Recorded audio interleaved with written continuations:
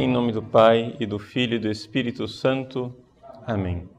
Inspirai ao Senhor as nossas ações e ajudai-nos a realizá-las, para que em vós comece e para vós termine tudo aquilo que fizermos, por Cristo, Senhor nosso. Amém. Santa Maria, Mãe de Deus, rogai por nós. Em nome do Pai, do Filho e do Espírito Santo. Amém. Muito bem. Estamos na Semana Santa e queremos entrar naquilo que é o centro dramático dos acontecimentos que nós iremos celebrar. Na fé da Igreja, o que nós iremos celebrar não é somente uma memória do passado. O que nós iremos celebrar é vivido no hoje da liturgia. Existe uma realidade, em grego é chamada de anamnese. A anamnese quer dizer tirar do esquecimento, né? Mnesis, memória. Amnésia é o esquecimento. Anamnésia quer dizer é a negação do esquecimento. Recordar as coisas do passado, recordar os acontecimentos salvíficos, é a anamnese. Mas essa anamnese, ela tem uma densidade espiritual para nós cristãos. Quando eu celebro a Santa Missa, a Eucaristia, e eu então faço a narrativa da ceia, a recordação daqueles acontecimentos não é algo que permanece no passado, mas se realiza ali, naquele momento, não somente a entrega de Cristo na ceia, mas o próprio Calvário. Então nós cremos que existe essa realidade da anamnese. Em hebraico, anamnese se diz zikaron. Zikaron. Essa recordação. Então, quando vivemos a Semana Santa, estamos entrando dentro desses acontecimentos. E são acontecimentos dramáticos. E drama, por definição, é um conflito de duas vontades. Não existe drama se não houver liberdades que se encontram. Então, o Papa Bento XVI, no seu livro, no segundo volume, do Jesus de Nazaré, ele trata dessa realidade que eu acho que é realmente o centro da nossa vivência espiritual da Semana Santa, no capítulo 6, em que ele fala do Getsemane. O Getsemane, ou seja, a oração de Jesus no Horto das Oliveiras. Ali encontram-se duas vontades, a vontade humana e a vontade divina. Ali acontece o drama central da história da salvação, do cristianismo, da nossa inteira existência. Esse encontrar-se da vontade humana e da vontade divina. Porque vejam, aqui é que está realmente em jogo a salvação. Vejam, Deus é amor e Ele quer que nós o amemos. Mas, para amar a Deus, nós precisamos responder ao amor dele com liberdade. Aqui que está a dificuldade, não é? Podemos usar a palavra, a dificuldade técnica, não é? De uma criatura amar Deus. Como é possível uma criatura amar Deus? Vejam só.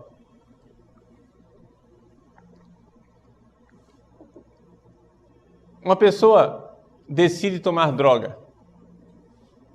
Naquele momento ele é livre e toma.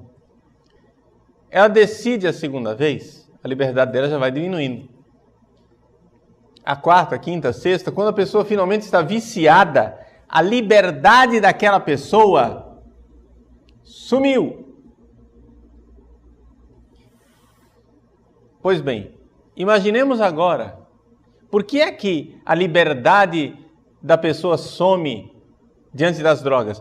Porque as drogas conseguiram exercer sobre aquela pessoa uma tal influência, uma tal atração, é tão apetecível, não somente psicologicamente, mas fisicamente, que a pessoa não tem mais liberdade quase.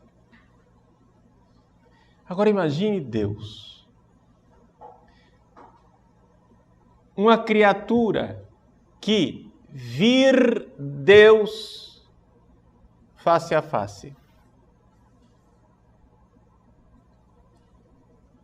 Uma criatura que viu Deus face a face, perdeu a liberdade. Acabou. Porque Deus é tão atraente que não tem mais escolha. É como se seria uma escolha revoltante se eu dissesse para você, escolha entre este palácio de ouro e um monte de esterco.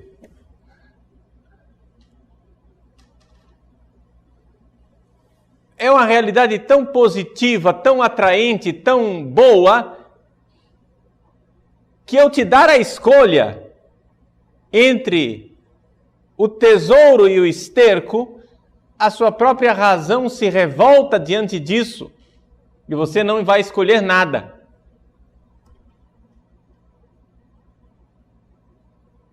Então, o que acontece? Só tem um jeito da criatura escolher Deus: se Deus se esconder. O Deus escondido.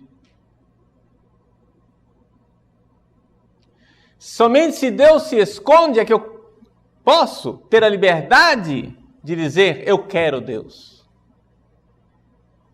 Então, ao mesmo tempo, esse Deus não pode ser totalmente escondido, totalmente desconhecido, totalmente ignoto, porque um Deus absolutamente desconhecido, do qual eu não sei absolutamente nada, eu também não posso amar.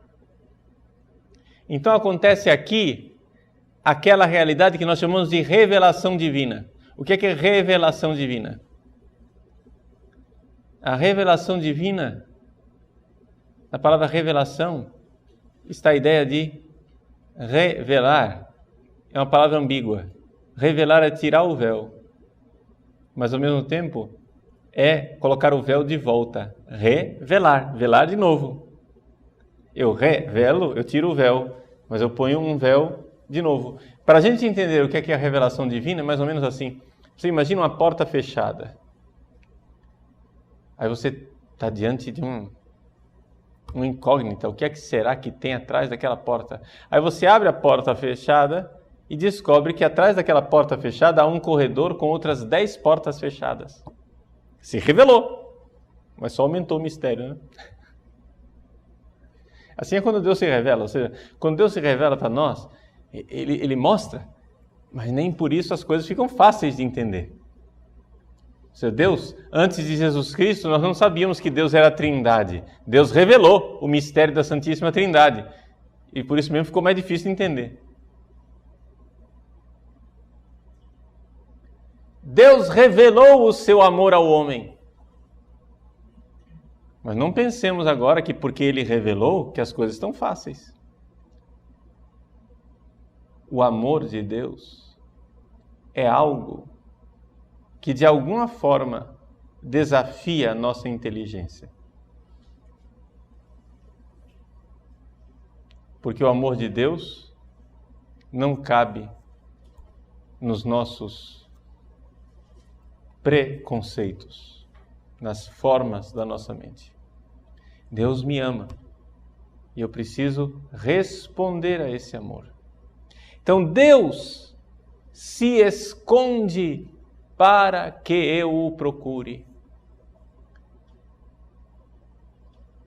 Existe um famoso teólogo judeu, Abraham Heschel.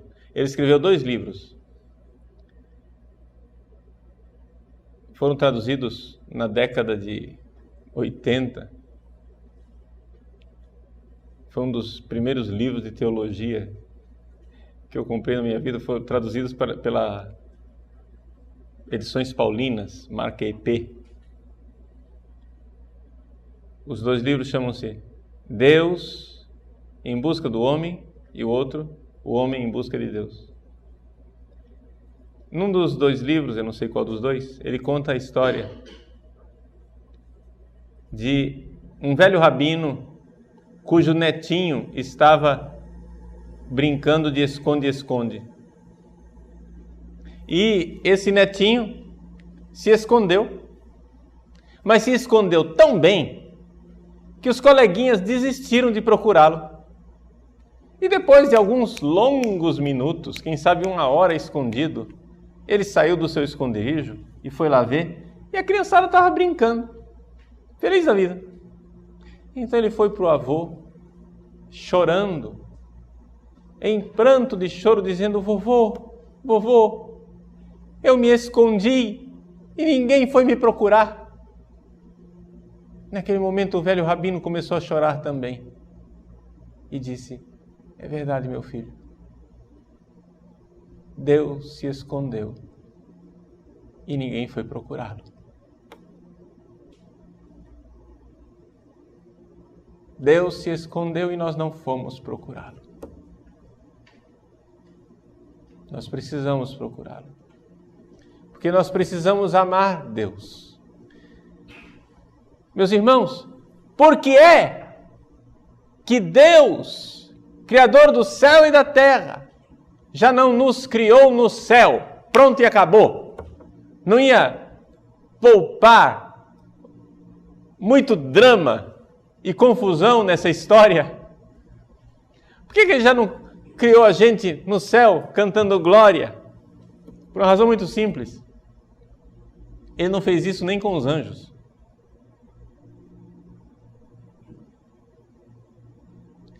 Porque Ele não pode nos criar diretamente no céu, Ele tem que primeiro se esconder para que nós o amemos, para que nós exerçamos a nossa liberdade, porque só existe amor livre. Se eu pegar uma faca, um cutelo e encostar aqui no seu pescoço e disser para você: me ama, desgraçado, nesse momento o amor se tornou impossível. Porque o amor só existe se for livre. Faz parte da própria definição do amor que o amor seja livre. Não há amor obrigado, não há amor viciado. Não, por isso, por exemplo, quando uma pessoa está apaixonada, o amor ainda não existe. Porque o amor só existe quando a pessoa está na plena liberdade para dizer não.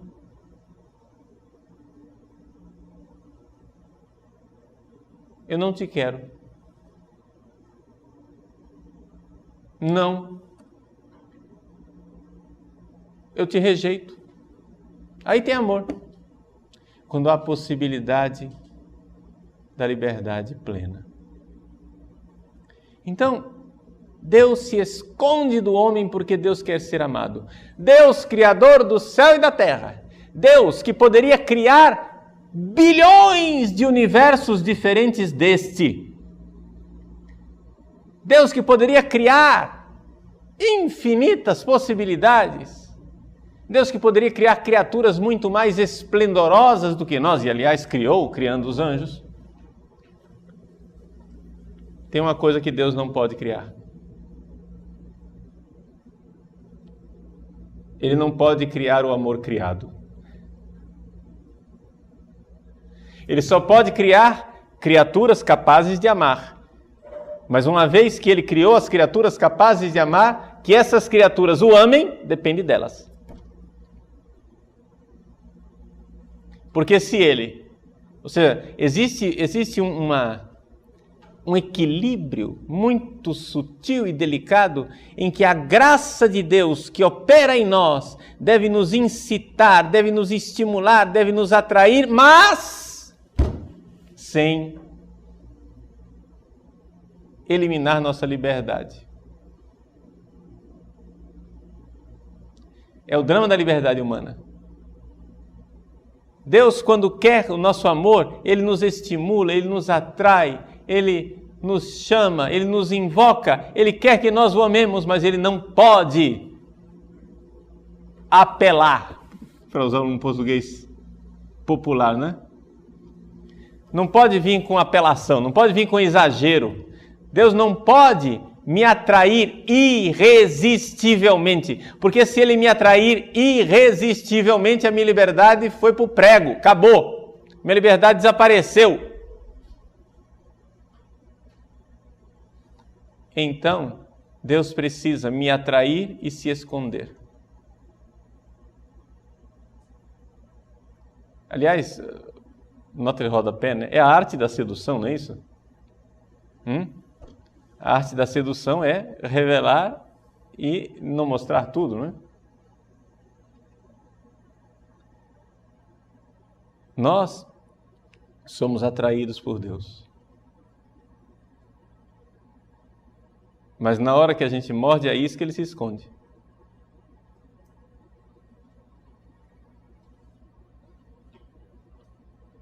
Por que isso? Porque nós precisamos ser livres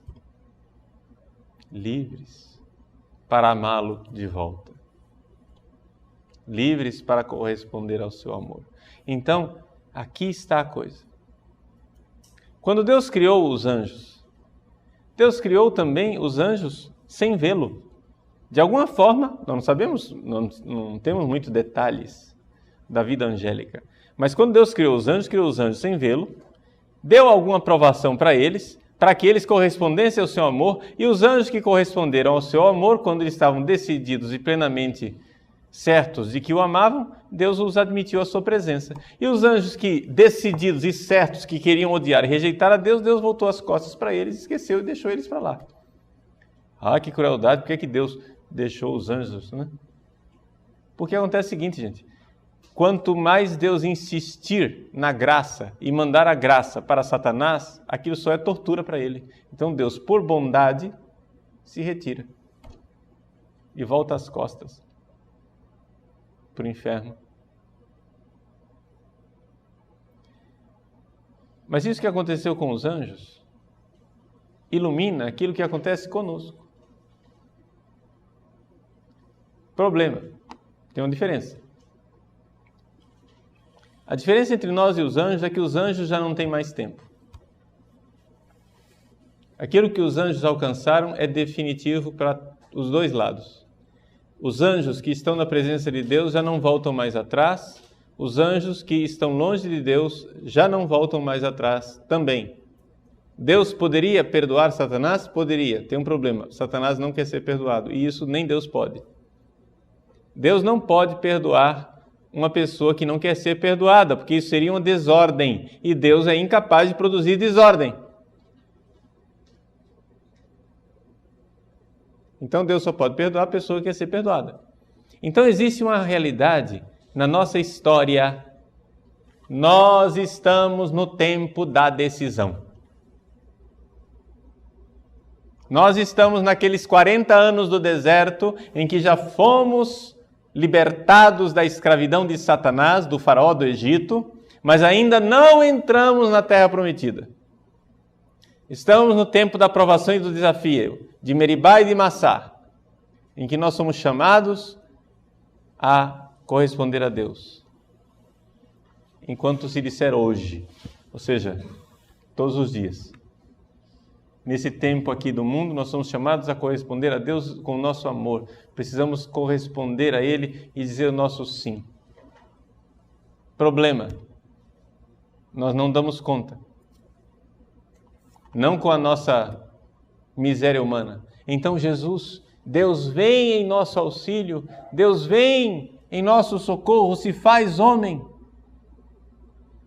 para que um coração humano possa amar a Deus como Deus quer ser amado. Esse é o grande drama que viveu Israel durante séculos. Deus fez uma aliança com seu povo, esperou que o povo o amasse.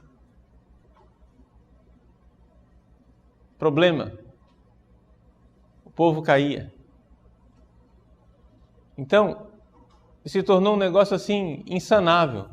A situação do Antigo Testamento, a economia do Antigo Testamento tornou-se caduca, um problema insanável. Ou seja, o povo peca, aí o sacerdote vai lá, oferece um bode, e depois que ele ofereceu um bode, um carneiro, um touro, uma ovelha, um sangue de um animal, o que é que ele faz? Ele vai, perdoa o pecado do povo, o povo volta a pecar e oferece novamente sacrifício. Ou seja, Deus quer ser amado por um coração fiel à sua aliança. O problema, esse coração não estava à disposição. Então, a crise do culto do Antigo Testamento se deu na época dos profetas, em que os profetas viam que aquilo já não ia mais para frente. Os profetas chegam e dizem: eu não quero holocaustos e sacrifício, eu quero um coração. Esse é o verdadeiro holocausto? Esse é o verdadeiro sacrifício? Cor contritum et humiliatum, Deus não despicies. Deus não despreza um coração contrito, humilhado, um coração que ama, um coração que realmente está arrependido. O problema, esse coração não estava à disposição. Então, o profeta Ezequiel pronuncia a grande profecia e diz: dar-vos-ei um novo coração. Irei arrancar o vosso coração de pedra e colocar um coração de carne, para que vocês sejam capazes de amar. E esse coração veio, o nome desse coração é Jesus.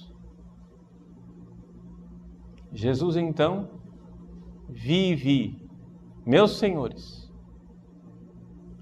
em plenitude o seu sacerdócio, nesse momento em que ele,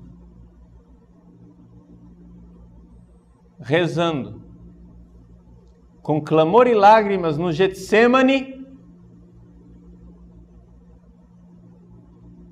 oferece a Deus preces e súplicas,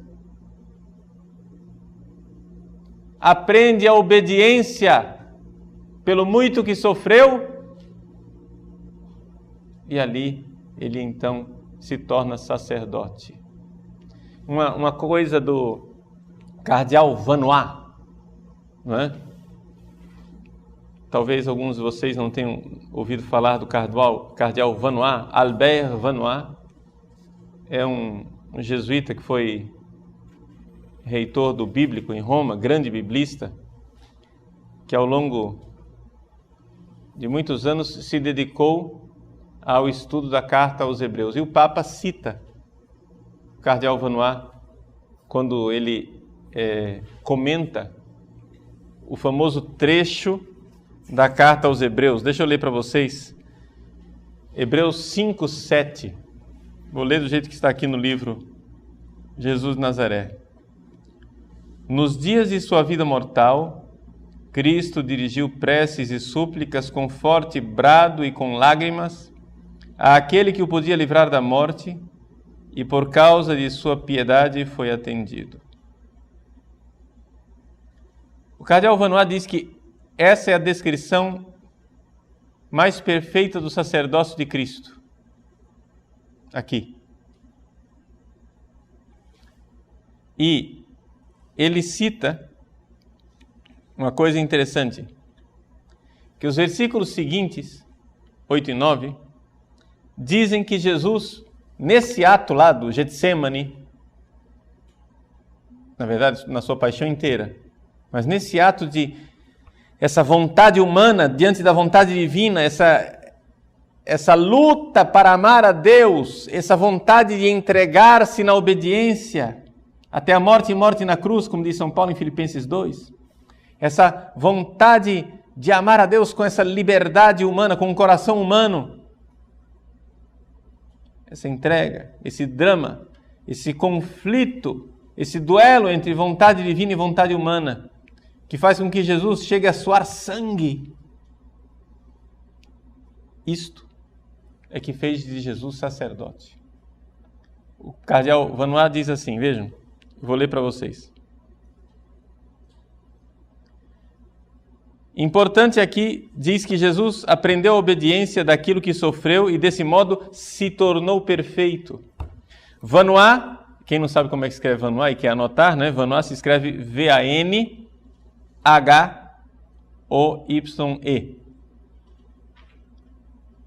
V-A-N-H-O-Y-E.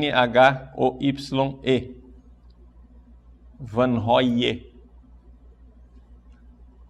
O cardeal Vanoá observa que o termo tornar perfeito, teleion, em grego, no Pentateuco, no Antigo Testamento, quando foi traduzido para o grego pelos 70, né? Os 5 livros de Moisés, ele é usado exclusivamente para o significado de consagrar um sacerdote. Jesus tornou-se perfeito pela obediência. Ou seja, Jesus tornou-se sacerdote pela obediência. Em outras palavras, a vontade de Cristo na sua liberdade, dizendo sim ao Pai, ali é o sacerdócio. Ali se une o céu e a terra. Sacerdote é isso, sacerdote é aquele que une o céu e a terra. Ali se une o céu e a terra quando a vontade de Deus é a vontade humana. Mas isso, gente, com clamor e lágrimas, preces e súplicas. Por isso não é alheio ao sacerdócio, seja o sacerdócio batismal, seja o sacerdócio ministerial, seja como você for cristão, se você é leigo ou se você é padre, não interessa. O seu sacerdócio só será vivido se você,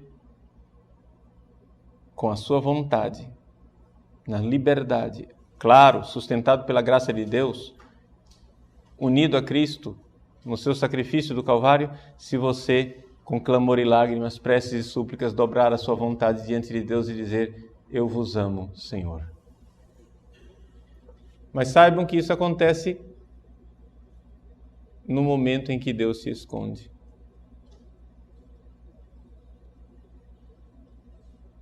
Na noite escura.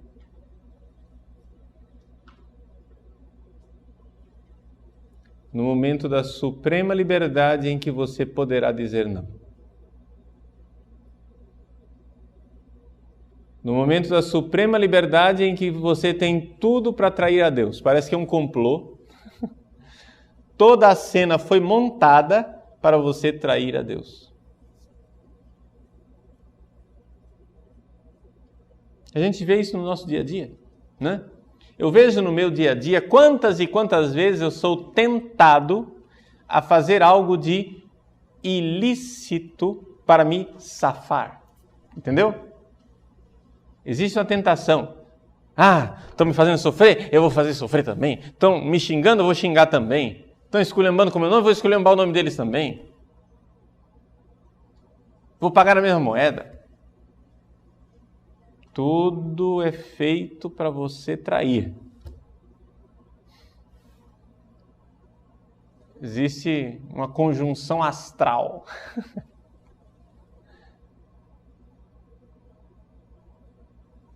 Você sai de casa dizendo, eu vou me dedicar a Deus, Senhor, eu aceito tudo, menos é aquele menos que Deus vai pedir de você. É incrível. Eu já vi gente assim que diz, eu vou ser padre, desde que Deus cuide da minha família. Se eu entrar no seminário e Deus não cuidar da minha família, eu vou ficar muito zangado com Deus. Vou ficar muito irado com Deus. Ó aqui, Jesus, eu vou ser padre, mas você tem a obrigação de cuidar da minha família. Eu aceito tudo, menos que a minha família seja tocada pelo demônio. Isso não é matemática, porque as coisas, né? Mas geralmente Deus pede aquele menos.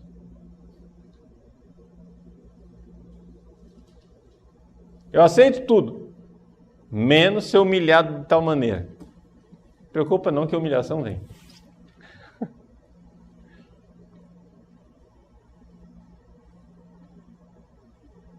Eu aceito tudo, menos ser transferido para tal lugar. Preocupa não, é aí que vai ser transferido. Eu não quero sair da minha paróquia, eu estou bem lá como vigário. Eu aceito tudo, menos que a minha irmã fique doente. Aí vem. Não estou querendo aqui colocar medo em vocês, não é isso? Só que existe uma realidade. Existe uma luz que brota para as nossas vidas dos acontecimentos pascais. Uma luz brota para a nossa vida naquilo que nós estamos celebrando na Semana Santa. O mistério da Páscoa. Brota uma fonte de graça disso tudo. Vejam, isso é uma coisa interessante, está no livro aqui do Papa, não sei em que capítulo. O Papa diz assim: quando você lê a narrativa da paixão de Jesus, os evangelistas, eles fazem a narrativa da paixão toda entremeada com versículos do Antigo Testamento. E alguns exegetas, alguns teólogos chegam e dizem assim: tá vendo? Os acontecimentos históricos não foram desse jeito. A paixão de Jesus aconteceu, sei lá de que jeito. Aí eles foram lá no Antigo Testamento e começaram a pinçar textos e montar a narrativa a partir dos textos do Antigo Testamento. Está vendo? Não são os fatos históricos. O Papa diz, isso não tem cabimento. Sabe por quê? O que aconteceu realmente foi aquilo que aconteceu no caminho de Emaús. O que os cristãos tinham diante dos olhos era um acontecimento absurdo, inesperado, sem sentido. A noite escura da alma. O absurdo. Uma tragédia irracional. Aí o que aconteceu? Por graça divina, textos do Antigo Testamento, que por eles mesmos não tinham sentido nenhum, textos difíceis de compreender, textos imprescrutáveis, textos que na verdade eram grandes mistérios, estes textos de difícil explicação, unidos com esses acontecimentos completamente irracionais, de repente adquirem uma luminosidade, uma clareza imensa. É interessante. Não é que os fatos narrados foram forjados a partir dos textos, é o contrário. Fatos malucos, irracionais, completamente absurdos, conseguiram ser a chave de leitura do Antigo Testamento, que de outra forma não teria tido sentido nenhum.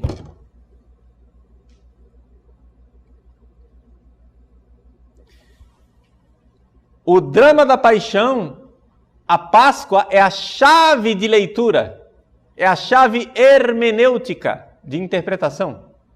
É a chave de leitura daqueles textos herméticos, difíceis do Antigo Testamento. Aqui, então, vem a aplicação para nós, na sua vida. Os sofrimentos e dramas de sua vida, as feridas da sua alma, os acontecimentos sofridos de sua existência encontram na paixão de Cristo a sua chave de leitura. Você quer entender a sua vida? Olhe para a cruz de Cristo e para a ressurreição. é a chave de leitura. De outra forma, a sua vida torna-se um texto hermético, um texto incompreensível. A sua vida vai ser uma narrativa maluca. Se você conseguir enxergar que a sua vida, na verdade, é a vivência da paixão de Cristo.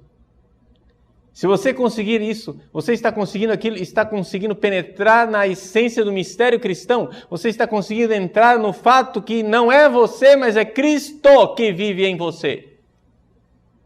E que, na verdade, quando você sofria, não era ele quem sofria. Se você estava doente numa cama de hospital, na UTI, não era você, era Cristo que estava na UTI. Se você é perseguido e caluniado, não é você, é Cristo que é caluniado em você. Se você está vivendo uma família dilacerada, não é você, é Cristo que está vivendo uma família dilacerada em você.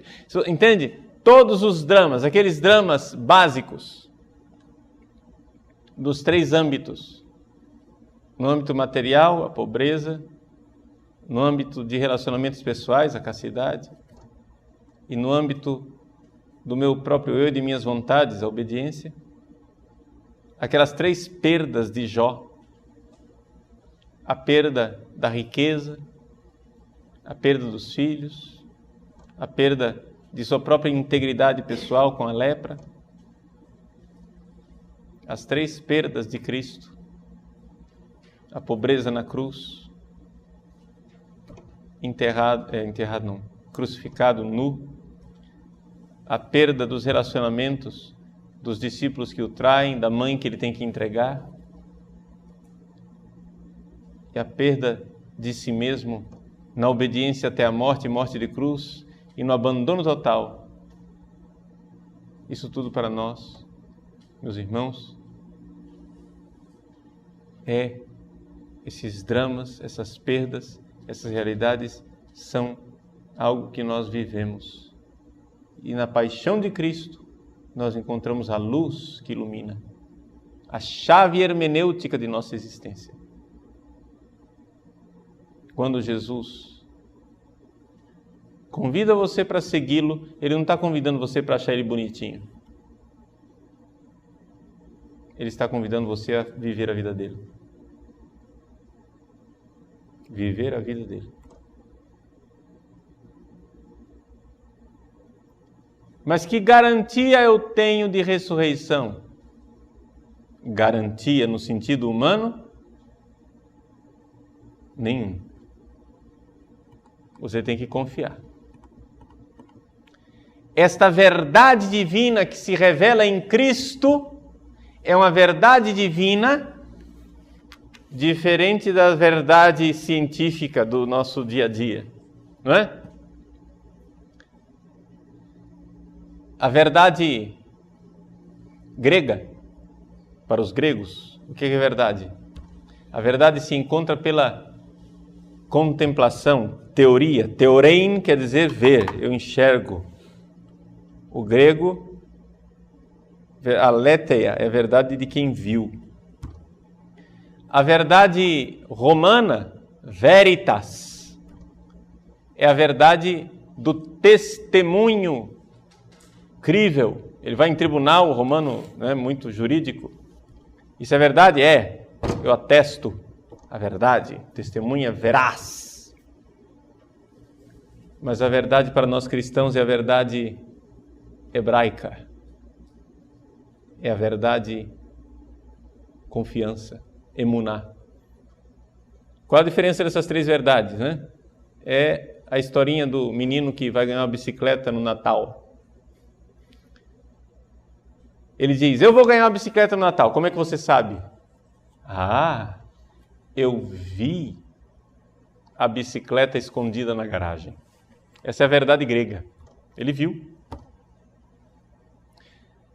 Eu vou ganhar a bicicleta no Natal. Como é que você sabe? Ah, minha mãe disse que ela viu a bicicleta. É a verdade romana. É a verdade veritas. Eu vou ganhar uma bicicleta no Natal. Como é que você sabe? Eu sei porque meu pai me prometeu.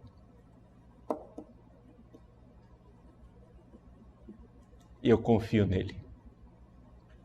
Eu não vi a bicicleta. Ninguém jamais viu a bicicleta. Mas ele me disse. E eu confio nele.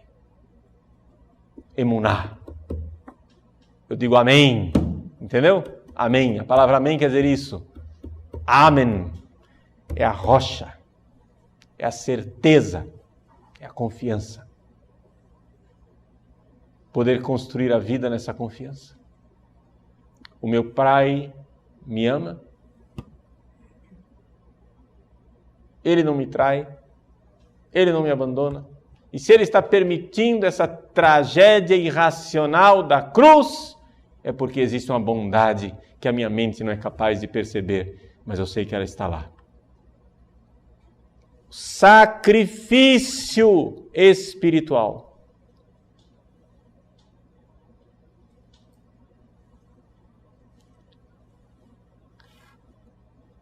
Os cristãos devem imolar o louvor da vítima pascal. Victime pascalis laudes. Imolent Christiani.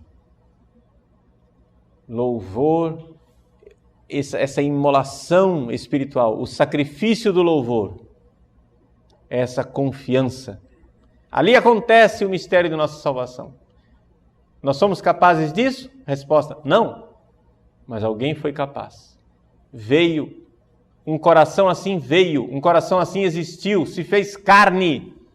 Esse é o mistério que nós iremos celebrar na Páscoa. Agora, meu irmão, a história é essa.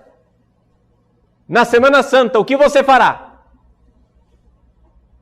Na Semana Santa, o que você vai fazer? Como diz o Concílio de Trento, você vai comungar só sacramentalmente, como os pecadores fazem? Você vai comungar espiritualmente, sem receber a hóstia, mas unindo o seu coração ao coração de Deus? Ou você vai comungar sacramentalmente e espiritualmente, as duas coisas juntas? As três formas de comungar, né? Então, se você vai participar das celebrações de Semana Santa, para que você não seja, para que aquilo não seja uma missa de corpo presente, ou seja, só está lá você presente, mas a sua alma não está, você não está comungando espiritualmente, você não está vivendo espiritualmente isso tudo, você precisa entrar neste drama de amor e você precisa dizer o seu sim, você precisa amar livremente, você precisa ir para as trevas com Cristo, para aquele abismo onde Deus não se vê, para que então você, na fé, sem a qual não é possível agradar a Deus, você diga, eu espero. Ele virá no seu amor. Eis aí.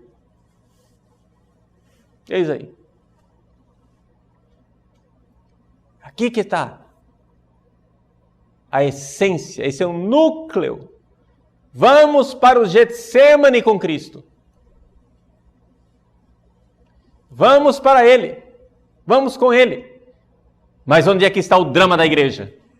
O drama da igreja é que quando Jesus leva a igreja para o Getsêmani, a igreja dorme. A igreja dorme. Enquanto Judas está bem desperto, enquanto Judas está bem acordado, enquanto Judas está em ação, Simão Pedro dorme. João dorme. Tiago dorme. E o que é essa dormência? O Papa Bento XVI fala no seu livro Jesus de Nazaré, naquele capítulo do Getsêmani, que essa dormência é a igreja que não percebe a gravidade do mal. A igreja que de alguma forma fica no torpor,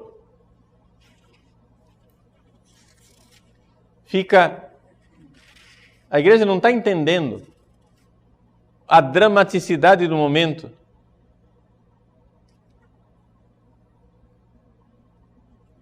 Jesus pede a vigilância, mas a igreja reage dormindo. Ele diz assim: o apelo à vigilância, página 143, quem quiser verificar depois. O apelo à vigilância constitui um tema fundamental já no anúncio em Jerusalém e agora aparece com uma urgência muito imediata. Mas apesar de se referir precisamente àquela hora, tal apelo remete de antemão para a história futura do cristianismo. Está falando de nós. A história futura do cristianismo somos nós. A sonolência dos discípulos permanece ao longo dos séculos a ocasião favorável para o poder do mal. Por que é que o mal toma conta do mundo? Porque nós, discípulos, estamos sonolentos. Essa sonolência é o entorpecimento da alma que não se alarma com o poder do mal do mundo, com toda a injustiça e com todo o sofrimento que devastam a terra. É um embotamento que prefere não se dar conta de tudo isso. Tranquiliza-se com o pensamento de que tudo, no fundo, não é assim tão grave, podendo desse modo continuar a se autocomprazer na sua própria vida saturada. Ou seja, o que o Papa está denunciando aqui é um autocontentamento burguês da igreja. A igreja, no seu autocontentamento burguês, não, está tudo bem, não tem problema. Ah, mas tem esse problema. Não fala. Não é grave assim. Panos quentes, disfarça, faz cara bonita para foto. Entendeu? Não levante os defuntos. Não levante temas incômodos. Mas esse embotamento das almas, essa falta de vigilância, seja quanto à proximidade de Deus, seja quanto à força ameaçadora do mal, confere ao maligno um poder no mundo. Diante dos discípulos sonolentos e não propensos a alarmar-se, o Senhor diz de si mesmo: a minha alma está triste até a morte. Eis aí a tristeza de Jesus com a sua igreja. Conosco, comigo, Padre Paulo Ricardo, e com você, por nossa sonolência. Meus irmãos, nós precisamos aqui então ir com ele para o Horto das Oliveiras e então entrar neste drama que é o centro da história da salvação, em que um coração humano finalmente ama a Deus. Então, vamos nós sacrificar nossa vontade, compreendendo, e isso nós veremos depois, compreendendo que quando a nossa vontade humana se dobra diante de Deus, ela não está sendo aniquilada, mas é ali que ela verdadeiramente brota para a vida e para uma vida como nós jamais teríamos sonhado, para uma vida do próprio Deus em nós.